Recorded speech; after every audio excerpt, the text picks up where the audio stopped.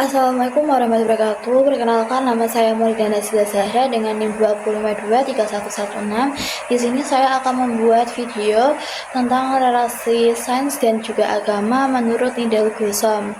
Dari bab ini akan menguraikan dan juga menganalisis secara kritis pemikiran Nidal Gusom tentang relasi sains dan Islam dalam perspektif epistemologi. Pembahasan diawal dengan menelusuri perjalanan hidup dan dinamika intelektual Gusom untuk menemukan konsep epistemologinya. Setelah diperoleh konsep epistemologinya, penulis menelusuri bagaimana kritik dan pandangan terhadap sains modern khususnya dan modernitas umumnya serta relasi dengan agama. Bagian berikutnya menguraikan beberapa tema utama relasi sains dan agama menurut Gusom. Tema-tema utama tersebut adalah sains dan Al-Quran, Islam dan teori evolusi, serta sains dan masalah ketuhanan sebelum menguraikan kritik terhadap pemikiran Gusom secara singkat. Bab ini ditutup dengan konsep rekonsiliasi sains dan agama Gusom serta tentang sains teistik sebagai solutif alternatif. Dinamika intelektual konsep epistemologi Nidal Gusom. Biografi singkat Nidal Gusom, selanjutnya disebut Gusom, lahir pada 6 September 1960 di Aljazair. Ia adalah seorang ilmuwan sekaligus pemikir Islam kontemporer yang memiliki keahlian di bidang astrofisika. Gusom menulis buku dan banyak artikel jurnal tentang Islam dan sains. Ia mengajar di American Sharjah University, Uni Emirat Arab sejak tahun 2000. Gusom berasal dari keturunan Aljazair. Ia memperoleh gelar doktor astrofisika teoritis pada tahun 1988 dan master fisika pada tahun 1984 dari The University California di San Diego, Amerika Serikat. Ia sebelumnya mengamatkan pendidikan sarjana di bidang fisika teoritis pada tahun 1982 di University des Sciences et de la Technologie de Alger, Aljazair. Ia juga pernah mengikuti program penelitian postdoktor dan sebagai ilmuwan tamu visiting scholar di NASA's Goddard Space Flight Center. Sebagian besar aktivitas Gusom sebagai seorang ilmuwan bergerak di bidang keahlian yaitu astrofisika dan astronomi. Dalam kapasitas sebagai seorang ilmuwan, Gusom banyak mendapatkan undangan untuk berbicara dalam berbagai kegiatan ilmiah seperti seminar, konferensi, termasuk sebagai profesor tamu di beberapa universitas di Amerika, Perancis, Inggris, dan beberapa negara di Timur Tengah. Gusom menjalin banyak kerjasama dengan berbagai institusi, terutama di Perancis, sehingga ia dapat menghasilkan banyak artikel dalam bidang astrofisika.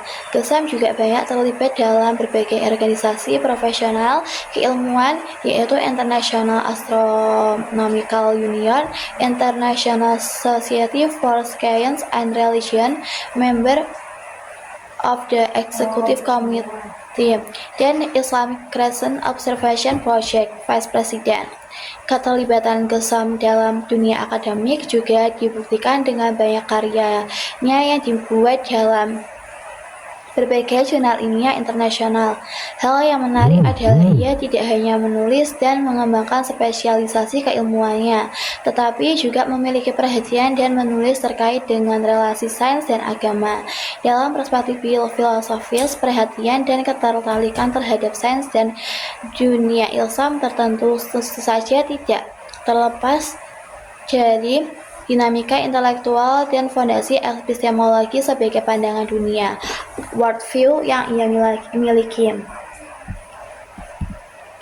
Dari berbagai dinamika intelektual Gusom, ia pantas dijadikan sebagai salah satu referensi tentang perdebatan relasi sains dan agama dalam Islam karena keterlibatan tidak hanya secara teoritis tetapi juga praktis. Gusom seperti yang ia jelaskan sendiri tumbuh dan berkembang di tengah lingkungan sosial kultural yang sangat ketat dalam menjalankan ajaran Islam serta sangat menghargai ilmu. Gusom sejak kecil sudah terbiasa dengan suasana kehidupan dan lingkungan intelektual. Ayahnya adalah seorang penghafal Al-Quran, hafiz Al-Quran yang mendapatkan 2 gelar doktor dalam filsafat dari Cairo University dan Sorbonne University. Ayahnya kemudian menjadi dekan Fakultas Studi Agama di University of Algiers. Ibunya adalah master di bidang literatur Arab. Fasilitas perpustakaan di rumahnya yang dilengkapi berbagai literatur baik sains, agama, maupun filsafat menjadikan Gesam dan saudara-saudaranya memiliki kepekaan pengembangan ilmu yang tinggi.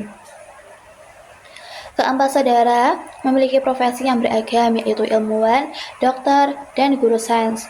Mereka semua dibekali dengan filsafat rasionalisme, sains modern, dan pandangan keislaman yang holistik.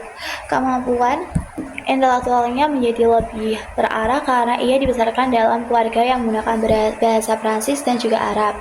Setelah menginjak masa remaja, ia mempelajari dan mendalami bahasa Inggris.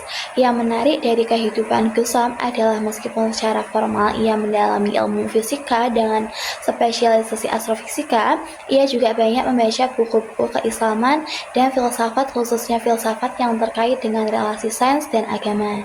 Ia adalah seorang ilmuwan Muslim yang berupaya untuk mencari keseimbangan antara mengkritik dogma pada satu sisi dan tetap menghargai teologi pada sisi lain. Poin 2. Pengaruh Ibn Rushd terhadap karakter dan fondasi epistemologi Gesam. Karakter dan fondasi epistemologi atau pandangan dunia, worldview, seorang turut ditentukan oleh tidak hanya keluarga, pendidikan, sosial, budaya, tetapi juga oleh pemikiran dari tokoh-tokoh yang dikaguminya. Para ilmuwan dan filsuf besar Muslim seperti Al-Biruni, Al-Khawarizmi, Ibn Khaldun, Ibn Sina, dan Ibn Rushd pada dasarnya telah membangun fondasi sains modern yang luar biasa. Berbagai konsep dan temuan yang mereka kembangkan menjadi titik tolak dan rujukan dalam perkembangan sains sesudahnya. Perdebatan filosofis, teologis, dan praktis terhadap perkembangan sains sesudahnya. Perdebatan filosofis, teologis, dan praktis terhadap perkembangan pemikiran termasuk sains pada masa tersebut menjadi pandangan dunia bagi peradaban Islam. Oleh karena itu, suatu hal yang tidak mengherankan bahwa sebagian besar pemikir dan ilmuwan Muslim kontemporer sangat mengagumi fondasi epistemologi mereka serta berupaya menjadikan arah dan dasar pengembangan pemikiran dan sains dewasa ini untuk termasuk Gesam. Gesam sangat mengagumi Ibn Rushd. Kekagumannya terhadap tersebut adalah warisan intelektual dari ayahnya, karena ayahnya sendiri menulis disertai tentang konsep waktu dalam filsafat Ibn Rushd untuk menyelesaikan doktornya di Cairo University. Kemudian menulis disertai tentang konsep waktu dalam pemikiran Arab modern untuk mendapatkan gelar doktor dari The University of Sorbonne. Oleh karena itu, tidak mengherankan jika Gesam sangat terkesan dengan pemikiran Ibn Rushd, pemikiran Arab dan sains, sehingga menjadi acuan dan dasar pemikiran dan karya-karyanya. Gesam menjadikan Ibn Rushd sebagai pemikir yang memberi banyak inspirasi dan pengaruh terhadap intelektualnya, terutama terkait dengan hubungan filsafat dan agama. Ibn Rushd baginya sebagai a guiding spirit. Ibn Rushd telah memberikan arah untuk melakukan eksplorasi tentang persoalan hubungan antara sains modern, Islam, dan pemikiran modern. Pemikiran Ibn Rushd bersifat revolusioner karena telah berupaya menyatukan akal dengan inti ajaran Islam secara objektif dari perspektif apapun filsafat ataupun sains tidak dapat dipertentangkan dengan agama. Dalam konteks dengan modernitas, banyak pemikir termasuk Muhammad Abid al-Jabiri memandang bahwa kerangka berpikir Ibn Rushd lebih kuat mendorong modernitas dibandingkan dengan Al-Ghazali. Berbeda dengan pandangan tersebut, Belsi Pilal-Khoso melihat peran dan kontribusi Al-Ghazali lebih besar pengaruhnya terhadap pemikiran modern dalam Islam. Terlepas dari perbedaan pendapat tersebut, peran pemikiran Ibn Rushd Dalam konteks mendorong perkembangan pemikiran modern dalam Islam sulit untuk dibantah dan tidak dapat diabaikan. Dengan mengutip Armstrong, Gesam menekankan besar pengaruhnya Ibn Rus terhadap pemikiran Musa bin Maimun, baik karena berinteraksi atau belajar secara langsung maupun melalui karya-karyanya. Gesam menggambarkan betapa iklim budaya yang kaya dari Andalusia dan berperan besar membentuk serta mengasah intelektualitasnya dan mendapatkan penghargaan yang sangat istimewa baik di barat maupun timur. Ibn Rus telah merumuskan kategori penting tentang 3 bentuk diskursus yang berbeda, yaitu filosofis, dialektis, dan juga retoris. Menurut Zainul Kamal, kausalitas atau sebab akibat adalah bentuk rasionalitas pemikiran Ibn Rus. Kausalitas inilah yang menjadi asas ilmu alam dan filsafat rasional. Renaissance atau kebangkitan Eropa Barat ditandai dengan berkembangnya ilmu alam dan rasionalisme tersebut. Oleh karena itu, pandangan bahwa Ibn Rus memberikan inspirasi dan kontribusi berbagai kemajuan Barat sulit dibantah. Dari beberapa pendapat di atas menunjukkan dengan jelas betapa perkembangan sains termasuk sains modern memiliki keterkaitan yang sangat jelas dengan pemikiran Ibn Rus.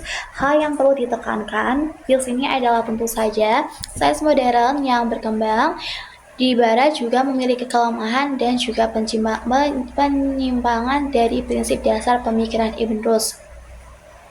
Reduksionisme sains modern ke dalam paradigma Cartesian Newtonian atau rasionalistik mekanistik menjadi penyimpangan terbesar dari sains modern. Gesam sangat meyakini bahwa pemikiran Ibn Rus yang menyatakan bahwa akal dan wahyu serta filsafat dan agama tidaklah bertentangan melainkan keduanya saling mendukung adalah sebuah pemikiran yang sulit dibantah dan sudah jelas.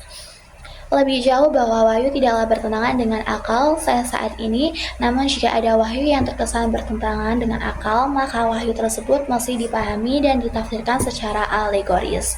Pendekatan teologis Ibn Rus dan Thomas Aquinas 1225–1274 adalah sangat menentukan meskipun memberikan pengaruh yang sangat kecil bagi masyarakat awam dan pemikir ortodoks.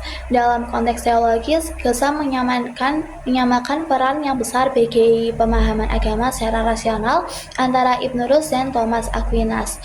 Thomas Aquinas sendiri memang banyak mendapatkan inspirasi dari Ibn Rus dalam pandangan rasionalnya dalam agama Kristen. Ibn Rus memandang bahwa untuk penalaran demonstratif yang tertinggi tidak bertentangan dengan prinsip-prinsip ajaran Islam. Filsuf adalah orang yang paling mampu memahami secara tepat pesan-pesan yang bersifat alegoris dalam Al-Quran. Pemikiran Ibn Rus memiliki kontribusi yang sangat besar di Eropa, meskipun di dunia Islam pemikirannya cenderung diabaikan. Salah satu kontribusi yang sangat penting dari pemikiran Ibn Rus adalah terhadap perkembangan hermeneutik, terutama hermeneutik kristis dan konseptual di Jerman.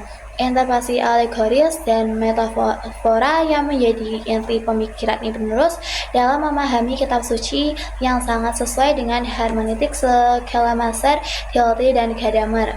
Dari uraian di atas, pengaruh dan peran Ibn Rus dalam membentuk karakter intelektual dan fondasi epistemologi adalah atau pandangan dunia worldview Gesam sangat besar. Poin ketiga, orientasi pemikiran. Gesam mengkritik ketidakpedulian ilmiah bangsa Arab. Ia mengkritik bahwa pemahaman ilmiah terhadap mukjizat adalah metode penyembuhan dengan menggunakan terapi keagamaan. Pendekatan ini menurutnya tidak jelas dan campur aduk, sehingga pada bidang kedokteran minimnya perhatian umat Islam di Arab terhadap perkembangan sains menjadi alasan mengapa Gesam mengkaji hubungan sains dan Islam. Secara historis, sains khususnya astronomi di dunia Arab mengalami kemunduran akibat kecenderungan negara-negara Arab yang lebih mengutamakan bidang perminyakan karena lebih menguntungkan. Di samping itu, sebagian besar pemerintahan negara-negara Arab kurang mengutamakan proyek-proyek peningkatan riset sains dan teknologi. Dalam bidang publikasi ilmiah dan riset termasuk astronomi, negara-negara Arab tertinggal jauh dibandingkan Turki, Iran, dan Israel. Pembahasan tentang sains dan Arab paling tidak meliputi dua dimensi utama, yaitu kegagalan sains Arab menjadi sains modern seperti yang terjadi di Barat dan penurunan secara signifikan praktek dan pemikiran ilmiah dalam